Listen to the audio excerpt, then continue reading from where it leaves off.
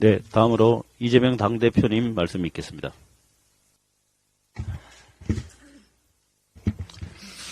네, 먼저 정치권에 몸담고 있는 사람의 한 명으로서 이 참혹한 참사에 대해서 함께 책임감을 느낀다는 말씀 드리고 다시 한번 깊은 위로 말씀을 드립니다.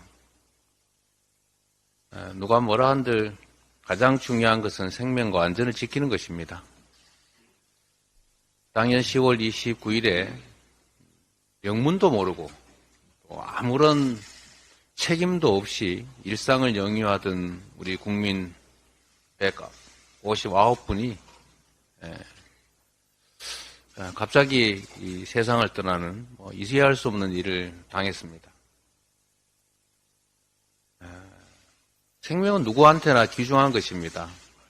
하나의 우주입니다. 159개의 우주가 무너졌는데도 아무도 책임지지 않는 이 현실이 참으로 참담합니다. 잘못했다, 죄송하다, 반드시 원인을 밝혀내겠다, 그리고 더 중요한 것은 앞으로 더 이상 이런 일이 발생하지 않게 하겠다는 다짐을 해야 마땅합니다. 그리고 누군가는 책임져야 합니다. 비가 오지 않아도, 비가 너무 많이 와도 내 책임인 것 같다는 말씀도 있습니다만 그게 바로 국민의 생명과 안전, 삶을 통째로 책임지는 권력자의 모습 아니겠습니까? 책임이라는 것이 꼭 법에 정해진 형사처벌을 받는 것만을 말하는 게 아닙니다. 법이 정한 파면을 하는 것만이 책임이 아닙니다. 진지하게 잘못을 인정하고 이 일이 왜 생겼는지, 또 나에게 잘못이 있는 것인지 아닌지, 또 정치적, 도의적으로 내가 부담해야 될 것은 없는지, 이 모든 것이 책임의 한 부분입니다. 그런데 이 159개의 우주가 무너진 이 일에 대해서 책임 있는 자리에 있는 분들 중에 누구도 책임을 지지를 않습니다. 제가 가장 황당하고 또 분노했던 지점은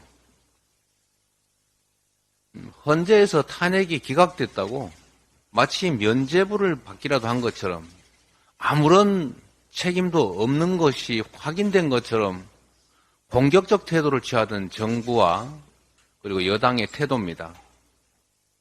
어떻게 책임이 없습니까?